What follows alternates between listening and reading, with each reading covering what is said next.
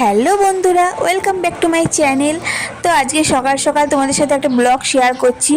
এখানে আমি আমার ভাইকে নিয়ে একটু বেরিয়েছি, তো কিছু কেনাকাটি আছে সেই জন্যে। আর ওয়েদারের অবস্থা দেখো কতটা বাজে, আর রাস্তাঘাট তো পুরো খারাপ হয়ে গেছে ওয়েদারের জন্যে।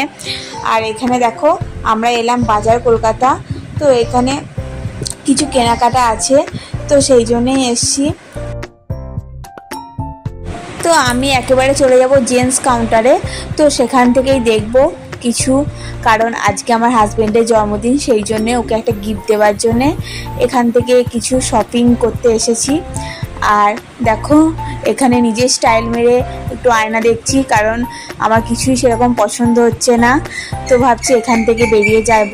এরপর তারপর চলে এসেছি মঞ্জিনেসে। এটা এই কেক শপটা আমাদের এখানে নতুন ওপেনিং হয়েছে, তো এখান থেকে ভাবলাম একটা কেক নিই, তো তার জন্য এখানে এসেছি।